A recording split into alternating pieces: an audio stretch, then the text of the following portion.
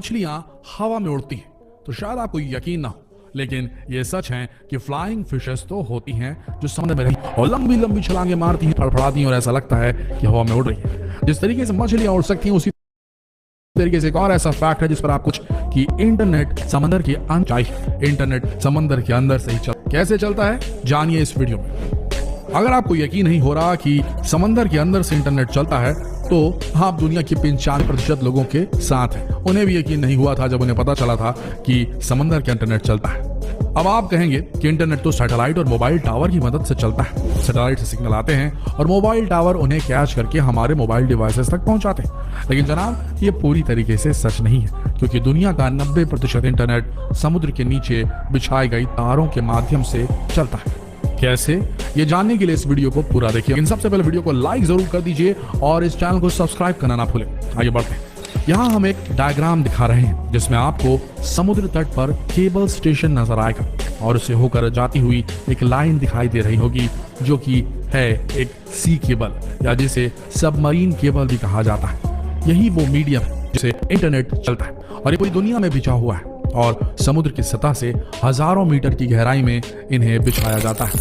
इस केबल में हर थोड़ी दूरी पर रिपीटर या एम्पलीफायर्स लगाए जाते हैं ताकि इंटरनेट सही तरीके से काम कर सके। दोस्तों, इंटरनेट को पूरी दुनिया में पहुंचाने के लिए इन सबमरीन केबल्स को समुद्र के अंदर से निकालकर एक देश से दूसरे देश तक बिछाया जाता है। जब आप मोबाइल या कंप्यूटर पर ऑनलाइन कोई गेम खेलते हैं तो आपके साथ कई और लोग भी जुड़ जाते हैं जो आपसे कोसों दूर रहते हैं, लेकिन आप उनके साथ रियल टाइम में गेम खेल पाते हैं। ऐसा ही कुछ सिस्टम इंटरनेट का है। दुनिया में कई सर्वर्स हैं जिन्हें आपस में जोड़ने के लिए इन सबमरीन केबल्स का सहारा लिया जाता है और जब ये सर्वर आपस में जुड़ जाते हैं तो इनमें आसानी से डेटा ट्रांसफर होता है और इंटरनेट स्मूथली चलता है। इस पिक्चर में आपको एक एम्पलीफायर दिखाई दे रहा होगा।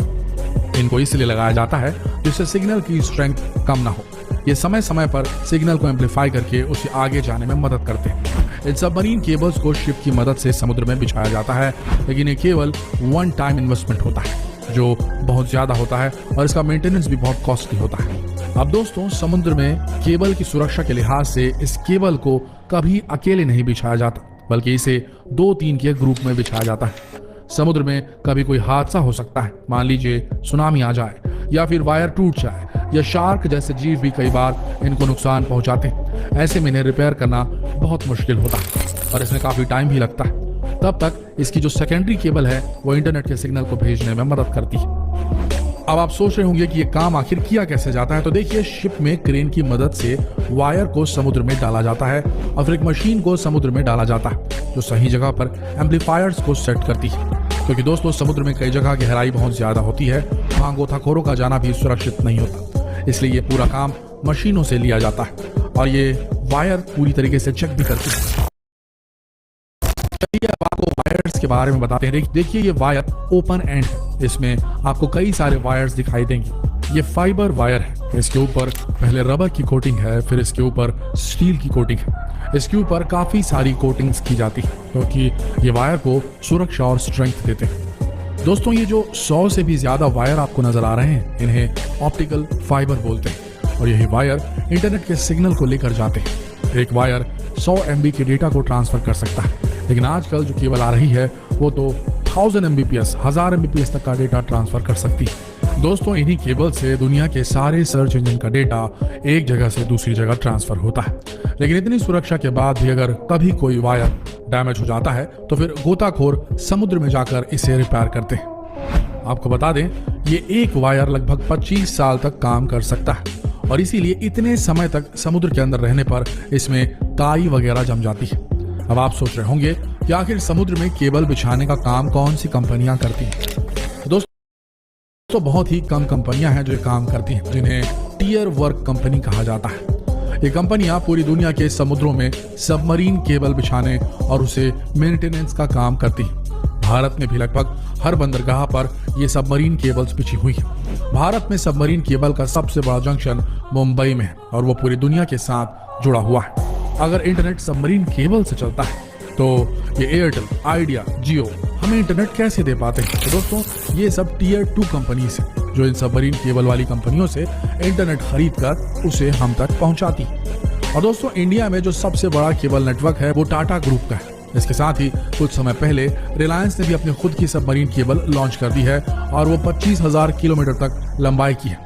और यही वजह है कि रिलायंस आपको फ्री इंटरनेट दे पाता है और आपकी मौज हो जाती है। हाल ही में भारत सरकार ने इंटरनेट कम्युनिकेशन के लिए चेन्नई से अंडमान निकोबार तक समुद्र में 2312 किलोमीटर लंबी ऑप्टिक फाइबर केबल बिछाई है। इस submarine optical fibre cable connectivity परियोजना का शुभारंभ पीएम मोदी जी ने 2018 में किया था। अब इसका लोकार्पण भी इन्हीं के हाथों हुआ।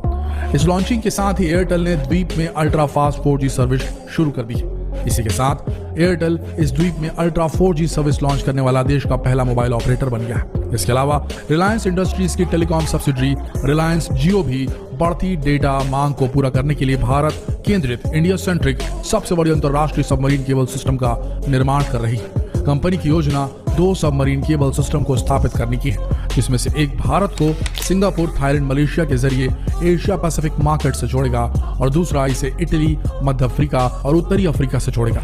इस हाई स्पीड की प्रणाली से 16,000 किलोमीटर से अधिक की दूरी तक 200 TBps टेराबिट प्रति सेकंड से अधिक की क्षमता प्राप्त हो जाएगी। रिलायंस जियो के अध्यक्ष मैथ्यू ओमन ने इस बारे में कहा कि Reliance Jio streaming video, remote workforce, 5G internet of things जैसी मांगों को पूरा करने के लिए अपनी तरह के पहले इंडिया सेंट्रिक भारत केंद्रित IAX और IEX सिस्टम बनाने का नेतृत्व कर रही है। उन्होंने कहा कि वैश्विक महामारी के बीच इस महत्वपूर्ण काम को अंजाम तक पहुंचाना एक चुनौती है, किंतु इस महामारी ने डिजिटल सेवाओं के लिए हाई एंड कनेक्टिविटी की आवश्यकता के महत्व को और भी ज्यादा बढ़ा दिया है। दोस्तों, अब वो दिन दूर नहीं जब हो सकता है कि दुनिया के कई देशों की तरह हमारे देश में भी इंटरनेट हमेशा के लिए फ्री मिले और वो भी 5G की स्पीड से। तो क्या ख्याल है आपका? आप तैयार हैं 5G को अपनाने के लिए? ये जानकारी आपको कैसी लगी हमें जरूर बताएं और इस वीडियो को अधिक से अधिक लोगों तक शेयर करें